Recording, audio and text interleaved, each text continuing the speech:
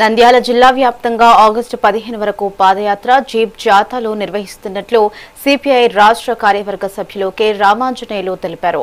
కేంద్రంలోని మోడీ ప్రభుత్వం ప్రజలకు ఇచ్చిన హామీలను విస్మరించి ప్రజా వ్యతిరేక విధానాలను అవలంబిస్తోందని మండిపడ్డారు.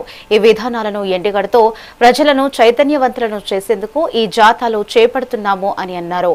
ఈ కార్యక్రమాలను అన్ని వర్గాల ప్రజలు విజయవంతం చేయాలని పిలుపునిచ్చారు.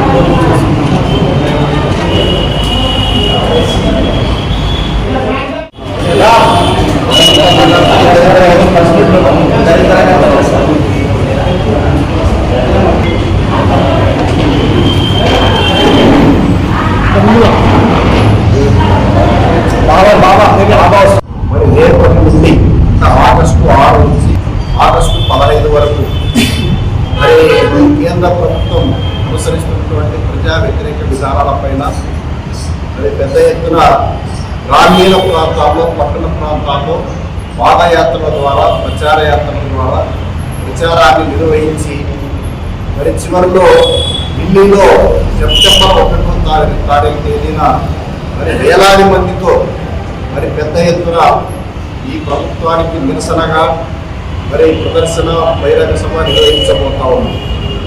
ఈరోజు ప్రధానంగా ఈ 12 సంవత్సరాల కేంద్ర ప్రభుత్వం నరేంద్ర మోడీ నాయకత్వంలో అనుసరిస్తున్నటువంటి అనేక ప్రజా వ్యతిరేక విధానాలపైన ఈ దేశంలో ఈ పరిపాలనకు చరమగీతం పాడాల్సిన అవసరం ఉందని చెప్పి ప్రజలకు విజ్ఞప్తి చేస్తూ మార్పు కావాలనేటువంటి ప్రధానమైనటువంటి నినాదాన్ని ప్రజల ముందుకు తీసుకుని వెళ్తా ఉన్నాం.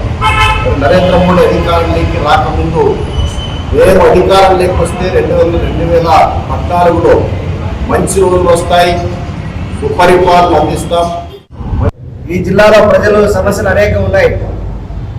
రైతాంగం తీవ్రమైనటువంటి ఇబ్బందుల్లో ఉంది. ఆగస్టు సెప్టెంబర్ 31 నాటికి ఖరీఫ్ సీజన్ ఎండ్ అవుతా ఉంది. కానీ వరుణదేవుడు ఇంతవరకు కరుణించలేదు. ఈ రైతాంగం పట్ల ఈ జిల్లాలో ఉన్నటువంటి మంత్రులు, పార్లమెంట్ సభ్యులు, ఎమ్మెల్యేలు ఏ ఒక్కరు కూడా ప్రజానికి కానీ రైతులు ఎదుర్కొన్న సమస్యల మీద ఒక్కరోజు కూడా స్పందించలేదు. వాళ్ళందరూ కూడా గతంలో కూటమి ప్రభుత్వం ఈ జిల్లాలో ప్రజానికి అనేక వాగ్దానాలు చేసింది. ఆ వాగ్దానాలన్నీ కూడా ఎక్కడ కూడా అమలు కావడం లేదు. మహిళలకి 1500 రూపాయలు ఇస్తామన్న విషయం కానీ, లేదా పట్టణ ప్రాంతాల్లో 2 సెంట్లు, గ్రామీణ ప్రాంతాల్లో 3 సెంట్లు, గృహ నిర్మాణం కోసం 4 లక్షల రూపాయలు కానీ, లేదా నిరుద్యోగ యువకులకి నెలకు నిరుద్యోగ వృత్తి కింద 3000 ఇస్తామన్నది కానీ అమలు చేయడంలో కూటమి ప్రభుత్వం వైఫల్యం చెందింది.